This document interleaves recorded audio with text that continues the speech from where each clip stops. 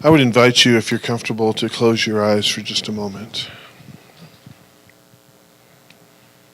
Just becoming aware of the comfort and safety that you are experiencing right where you are in your chair, sitting.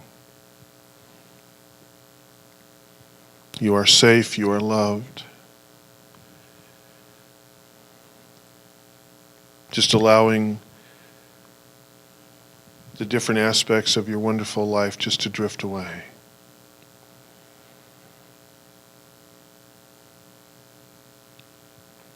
At the same time, allowing the deeper currents to bring you into this present moment. Allowing those currents to take you where they will.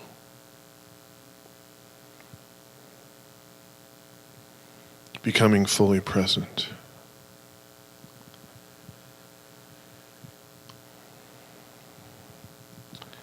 Cicero said, "A house without books is like a body without a soul."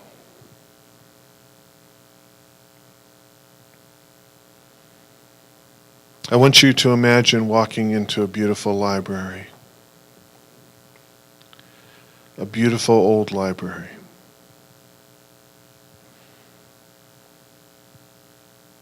The ancient woodwork and the stained glass.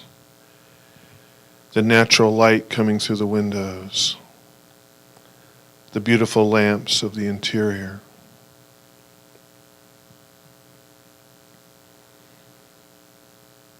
Imagine walking along and with a light touch, feeling the spines of the books as you walk by very slowly.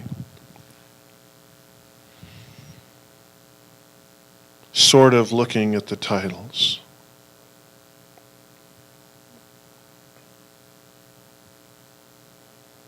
What strikes you is that many of the titles represent wisdoms. The wisdom of love, the wisdom of forgiveness, the wisdom of sorrow, the wisdom of compassion.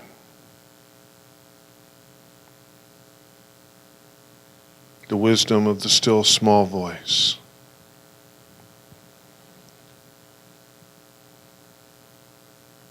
These ancient texts. And you wonder for a moment, where did they come from? Who wrote these? Who brought forward these wisdoms?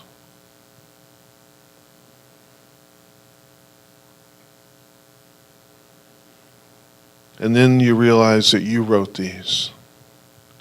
These are your wisdoms. This is your library. These are the volumes of your journey.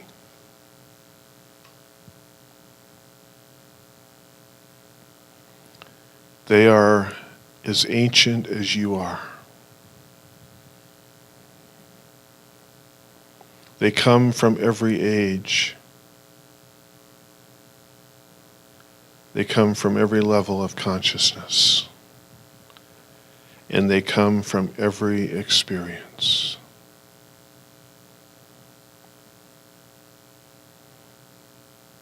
They are your holy text.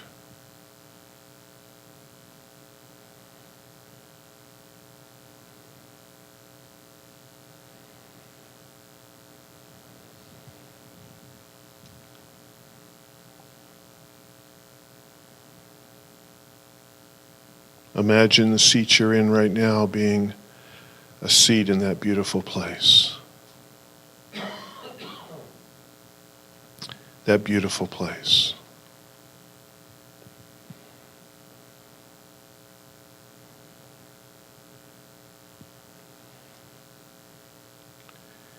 And when you're ready, I would invite you to open your eyes and rejoin this beautiful place.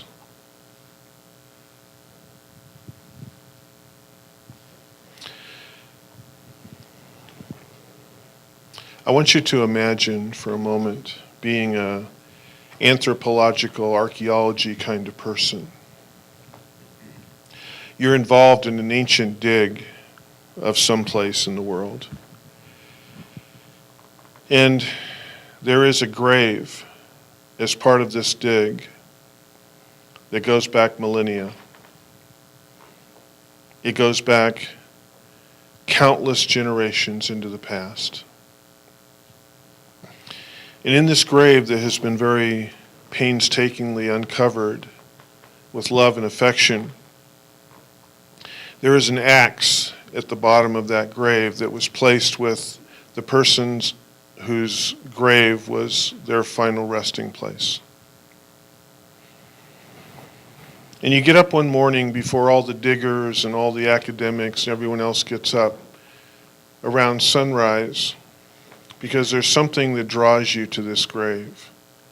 There's something that draws you to this axe.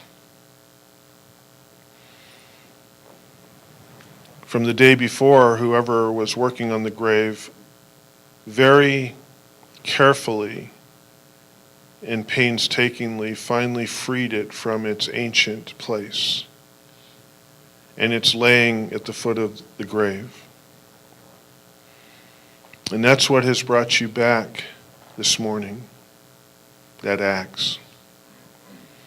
And the reason the axe has brought you back is because what you know about ancient peoples is that the tools that they used were so incredibly important for their survival.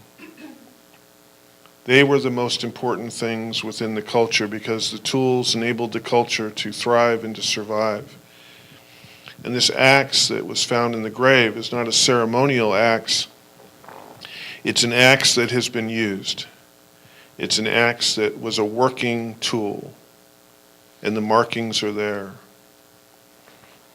And this has you wondering why would the people who laid this person to rest, why would they take this incredibly valuable tool and send it off with him instead of use it themselves? So you come out, it's daybreak, and you kneel down at the foot of this grave. And you ask yourself a question: who were you? Who were you? And you pick up that axe and you look at it and you ask that axe, what journey were you sent on? Where were you sent?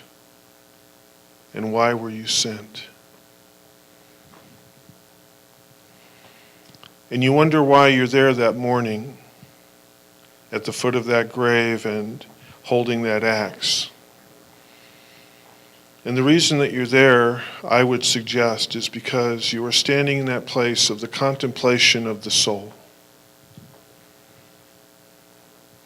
Why did the people who laid their beloved to rest, why did they decide to give him a tool to take with him?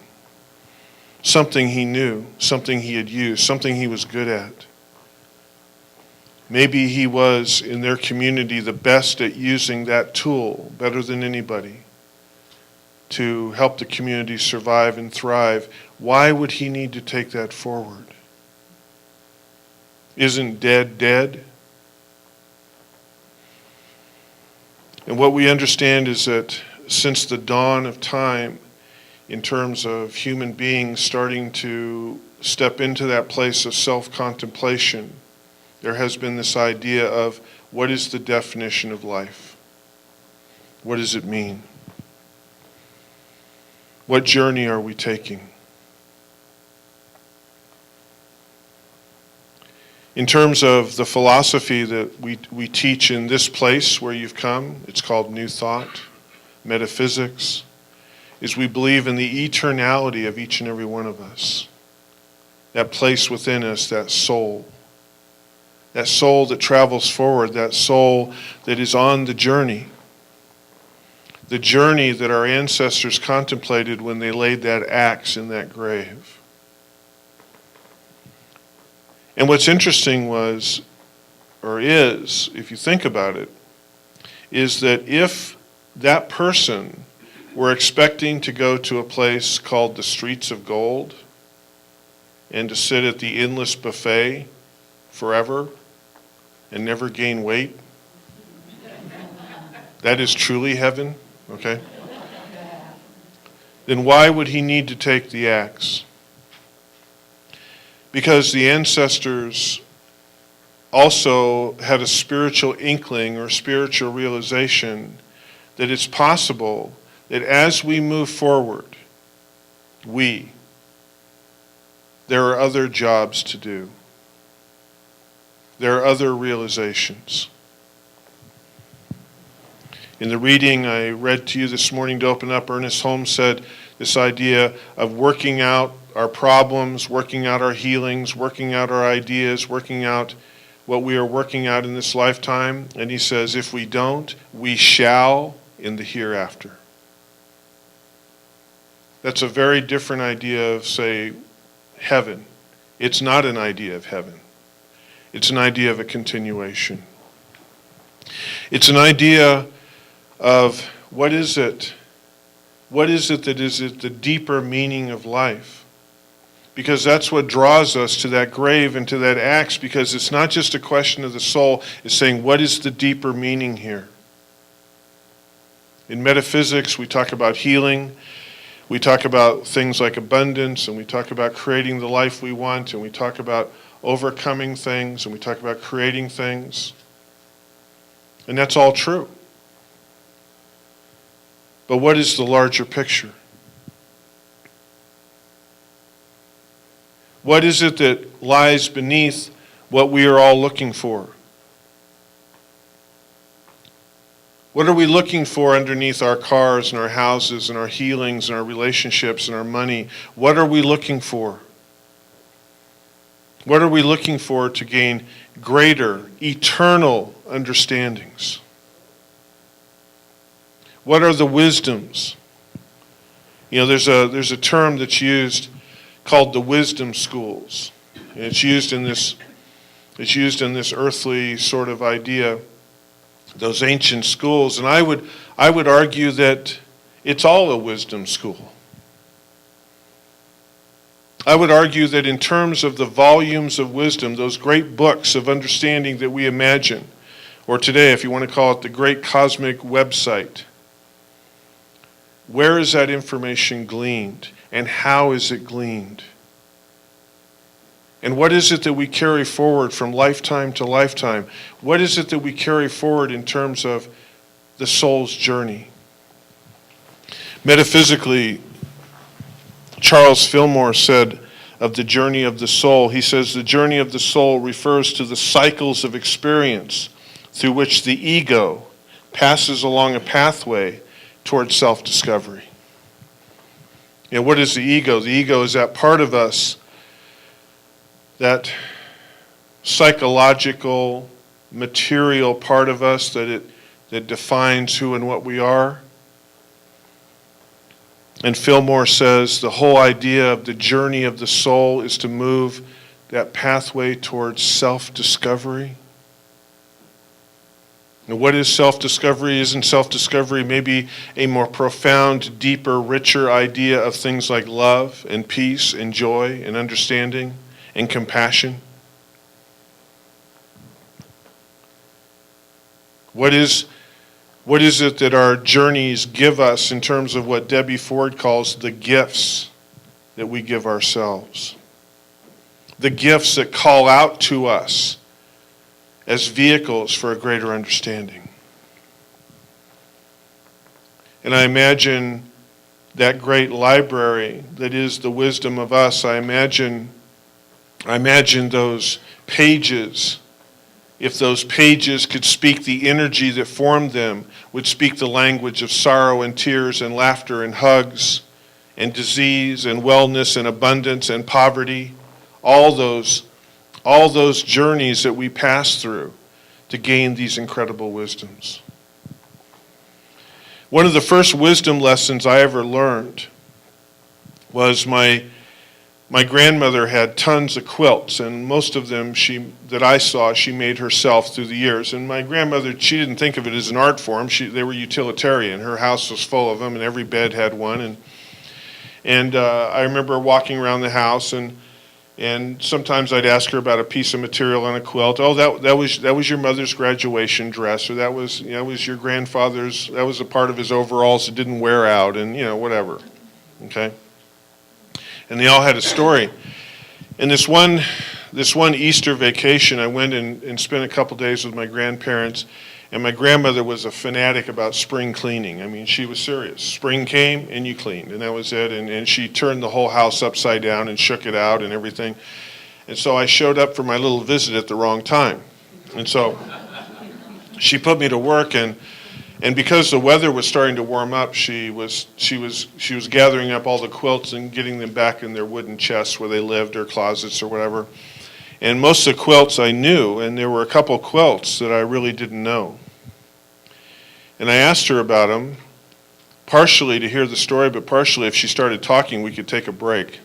So I asked her about some quilts I didn't recognize, and these were quilts that she had gotten that came down through her family. And she sat down, and my grandmother was a real storyteller, and especially about family. And so she sat down, and I remember on the edge of her bed, she and my grandfather's bed that they had forever, and she unfolded this quilt, and this stained and tattered and kind of ratty and faded and old, wonderful, beautiful quilt. Now it's called patina. My grandmother never heard of patina. And so she started going through the squares, and I realized some of these squares probably went back, because of her age and stuff, well over 100 years of some of these squares. And every square had a story, and it was about, and she would talk about the person. This was a failed ranch. This was a wedding. This was a baby that didn't live very long. This was someone who lived to be 100. This was a bankruptcy. This was a huge, moving to a new place. This was migrating forward. This was the aunt that nobody could stand, or the uncle that everybody loved, or whatever. And when I say it's a wisdom lesson, is because when my grandmother talked about those squares, and I think now metaphorically, and I think about what formed those squares: abundance and poverty, happiness and sorrow, beginnings and endings, births and deaths, disease and wellness, healing, maybe not healing. The thing was, my grandmother always went to a wisdom. And the wisdoms were those cornerstone kinds of things about, and you have to listen to the story to pull out the wisdom of how maybe family came together in love, or someone through an illness really figured out what was really important to them, or poverty brought a family together, or the loss of someone opened the door for a new beginning, or a being lost opened the door to finding something, and they became the wisdom stories. Sometimes in our teaching in metaphysics, there's this idea of being a cheerleader in every moment. There's this idea that every single event should be absolutely wonderful, which is cool. That every event should have a storybook outcome, which is great. But I got to thinking this week about the people who were connected to those squares of fabric. And what they went through maybe wouldn't have been so great to go through. But what about the narrative? What about the outcome? What about the wisdom? And isn't that here what we're here for? those places where we come together, those places where we truly find love and understanding.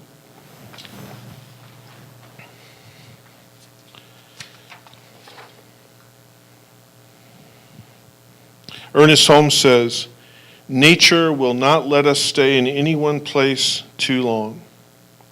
She will let us stay just long enough to gather the experience necessary of the unfolding and advancement of the soul." And he goes on to say, "We shall see everyone as a budding genius, a coming forth of God, an unfolding soul." And so in our belief system, we believe in the eternality of the soul. We believe in the ever expansion of the soul. And we believe that basically when someone comes to me as a metaphysician and says, or someone who believes and teaches new thought, like, where are we all going? What's the destination? And what we believe in this philosophy is that the destination is an incredible awareness, an incredible understanding, an incredible unfolding of the most ancient truths that are the underpinnings of the universe, which are love, peace, connectedness, oneness, understanding, wisdom. And so what we believe is that this journey that we're on, this however many years we happen to be on the planet on this go-round, is not in any way, shape, or form the end all. In fact, as someone who believes what I believe, when I hear someone say, well, this will be figured out, but it won't be in my lifetime, I got to say, sorry, you don't get off that easy. And when we talk about the ancestors, we were the ancestors. When we talk about where we've been and where we're going, that's us. Because what we believe in terms of the soul is that we are the collection of the great consciousness of this universe. And so every single event that we go through, every single challenge we go through, every single healing we go through, everything we go to goes into the collective, goes into the one mind. And so it not only expands the personal library that we are, the personal quilt that we are, but the one mind of God, that place where all of that wisdom is gathered. You see, we believe that God, the one mind of God, is a wiki God. In other words, the information that's there, we are actually contributing to that information. We are part of that. And this is one of the definitions of oneness. That every healing you go through is also a healing for me. Every realization you go through is a realization for me. Every tear you shed is a tear for me. All your laughter is for me. It's all for all of us to go through what we have to go through. Because we believe that ultimately this essence, this creative force, this power called God, whatever you want to call it, cut it all loose and said, what are you going to figure out? How is love and understanding and peace and joy and abundance, how are those going to come to a realization for you? Through what gifts that you give yourself are you going to be able to walk away with a grander, richer, deeper understanding of this universe and what it means? And so we are literally always on these journeys. The idea, when you walk in the front door, there's a banner out there that says evolution. And the reason it says that is because that's the cornerstone of our belief system. The idea of understanding, gaining a greater, deeper, richer understanding each and every day from the journeys that we take. So, what does this mean in terms of healing? And my question around healing always is, what is being called to be healed? What is being called to be healed? And what that question brings forward is the idea of what is the greater, deeper, richer understanding. When I pass through that place of a physical healing, an emotional healing, a financial healing, a relationship healing. How do I come out the other end? That idea, we've all heard it, an unexamined life is not worth living. In metaphysics, we would say unexamined lifetimes are not worth living because that's what we have. This perpetual journey that we're on. And I know sometimes in our belief system, in our philosophy, and I'm going to go right into a tender place in our belief system, is that sometimes we get into a place of saying, well, this person over here had a physical healing and this person didn't. And so what's going on there? It's kind of that question, why me? We've all been there. How many books, how many TV shows, how many movies have had the character say, why me? And I think metaphysics asks us to shift that question a little bit to say, why are you here? And maybe for one person, that here needs to be there longer. Not because some God sent it there, but because whatever they are working out and understanding needs to be there longer. I did the 4th grade twice, okay? I needed to. And so while all the other kids went on, I stayed there to have that wonderful experience again. Okay? And it wasn't why me, it was why have you shown up? And what do you have to teach me? There's I have a little bit of an association with Pine Ridge Women's Club, and they did an outreach thing over a year ago, and I was privileged enough to be a part of it a little bit. So there was this connection made in the community, and it was a family, and there was a woman there. I met a number of people, and we did our thing, and I walked away. About a month and a half later, I was in a mini market somewhere, and one of the women who was in that family recognized me, and we talked. And we kind of made a connection. And she still works in the mini market, and this has been over a year ago. And whenever I go in there, and it's a mini market I go into a lot for gas and stuff, whenever I go in there, if the line's not too busy, she'll talk to me, And I've kind of gotten to know her. And as I stand here right now, I couldn't even tell you her name. But we just kind of get to know each other. And I know she has a son, and we talk about family and stuff like this. And the other day I was talking to her, and she said she was driving to work, and and she's kind of going through a tough time. And a song came on the radio, and she said it so affected her that she started to cry. And so she pulled off the road. And she listened to the rest of the song, and she goes, I felt so stupid. I'm just pulled over in some parking lot somewhere crying, listening to this stupid song. Didn't turn it off. I had to listen to the whole thing. And I asked her, I said, what do you suppose it touched in you? And she said, it had me questioning what I'm doing with my life. And she said, I don't know what to do. And I said, maybe you begin with wondering why that question's come up for you.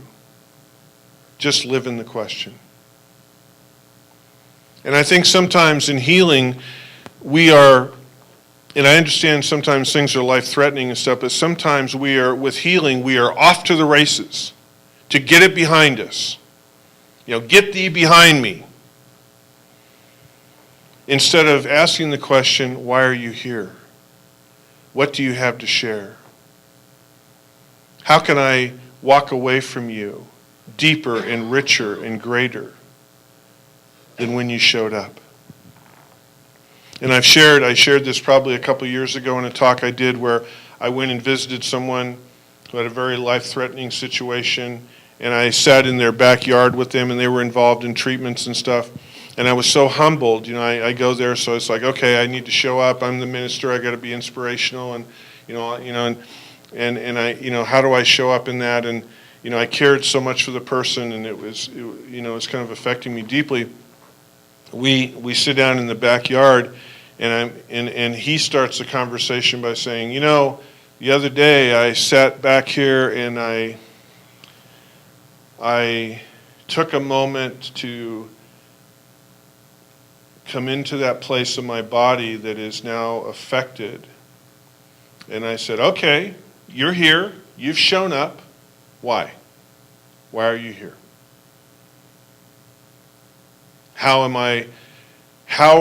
When you and I part company, how am I going to be different?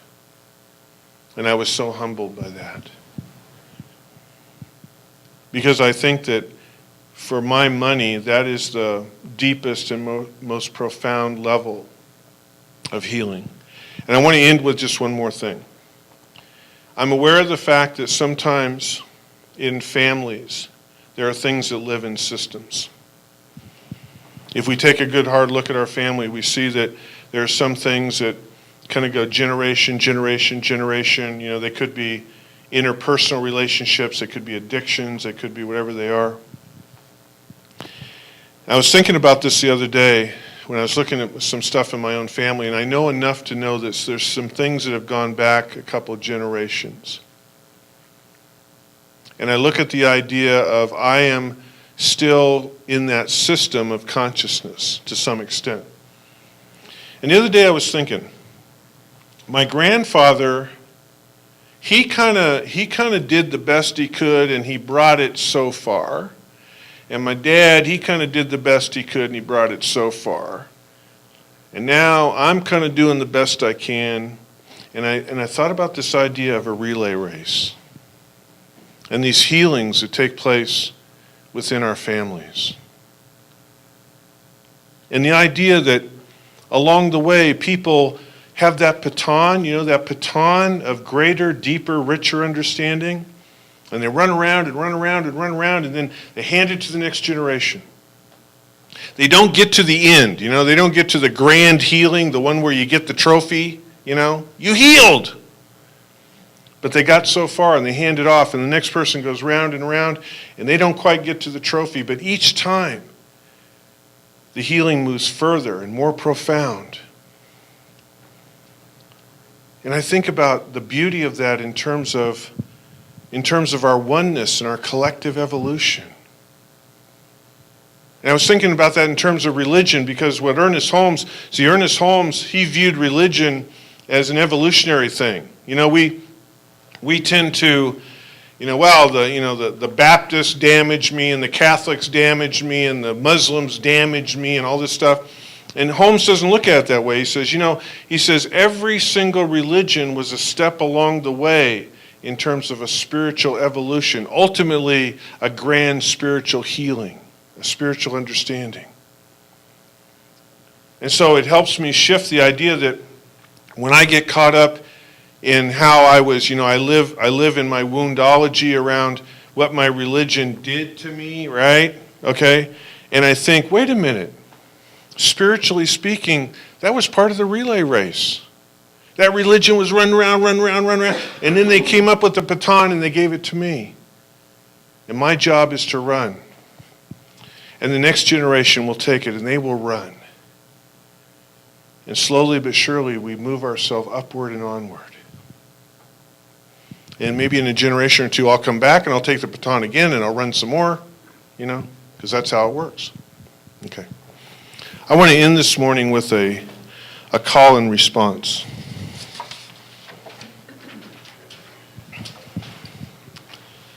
And this is on both sides of your paper, and so when we get to the bottom one side, we'll turn it over. And this is our belief in terms of the principle of the soul. So I will read the bold print, and you will read the other part together. And if you feel so inclined, put your right hand on your heart. And just take a moment to feel that that center, that central place, that essence, that... And just for the heck of it, let's just imagine that little library is sitting right there. That little library. The library of our wisdom. The library of who and what we really are. The journey of my being is of infinite day.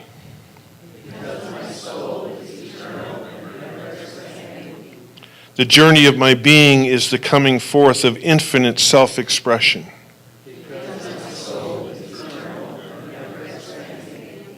Every day is the extension of evolution.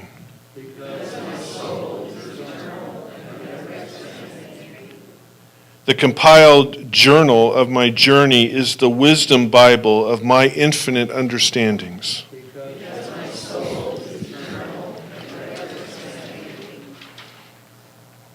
Over time, nature has revealed her infinite secrets. My divine nature is to seek and to question.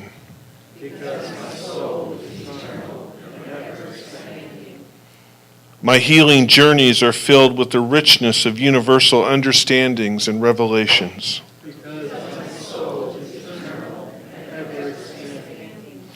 My genius is ever unfolding from the buds of my infinite potentiality.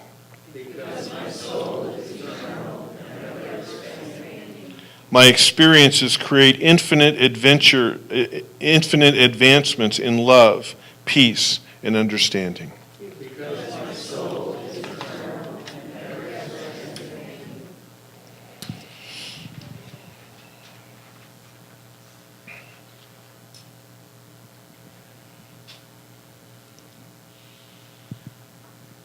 And so it is.